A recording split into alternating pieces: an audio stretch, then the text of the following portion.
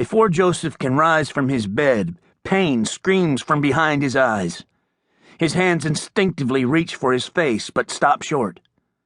He knows what to expect, but is still surprised to find a cloth about his head, laid over his eyes. Someone has seen fit to bandage him, or perhaps to cover that which should not be seen. Joseph is blind. Has been for 5 days, thanks to... "Your children are crying, Joseph." Joseph stands, steadying himself against a wall he knows he can't see. But he can. This is his room, the small corner bedroom on the second floor of the marshal's home.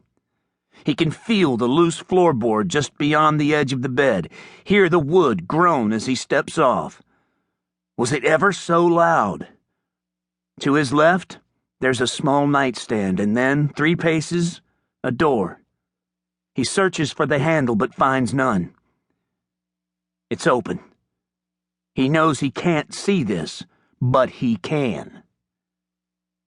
In the hallway, the crying is louder, and there's something else, creaking, back and forth.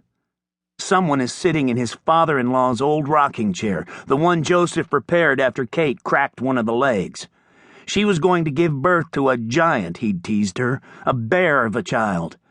Kate said there would be 2. She had known even then. The crying keeps time with the old wood, as if in motion, closer and then farther away. Joseph is halfway down the stairs before realizing he's begun the descent.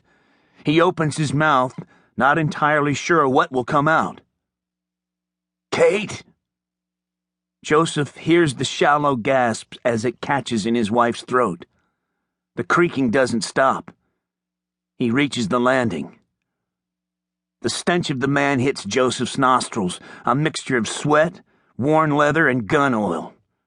Stronger still is the scent of blood, not of the man, but other men. Dead men. In his dream, Joseph hears the sound of metal slide across leather as the hanged man draws the red-handled gun from its holster.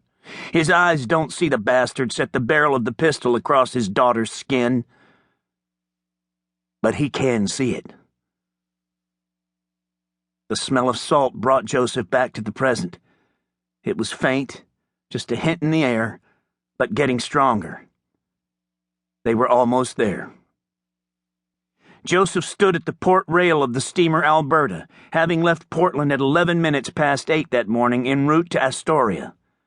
By his estimation, it was now mid-afternoon. They'd made good time. Not a surprise, considering the boat was traveling with the current, but whether that would remain an advantage was yet to be seen. Thanks to the nearly 20 pounds of refined Oregon firestone allotted for the burn-up river, the captain had promised Joseph would see some real speed on the voyage home. Joseph smiled at the thought. He couldn't see, of course, in any traditional sense. That didn't stop him from keeping one eye open, the right, to maintain appearances. It gathered no information, but since the scarring was less obvious, he trained the otherwise useless organ to deliver the proper cultural signals. Blink, squint, stare, etc. It was Joseph's experience that people were more comfortable when they could look a man in the eye and receive the same in return.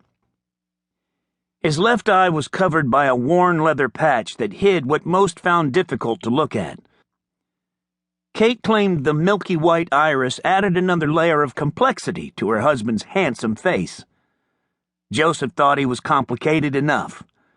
Despite the damage, the eye still picked up faint, undefined light and shadow, which Joseph found mostly a distraction.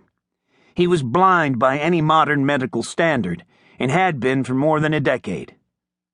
In that time, Joseph had discovered those same standards suggested that other senses could be developed to make up for the loss of his sight.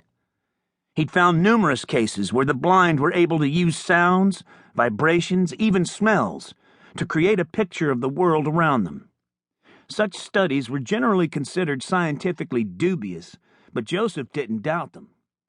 After all, he was blind, and he had read the documents himself.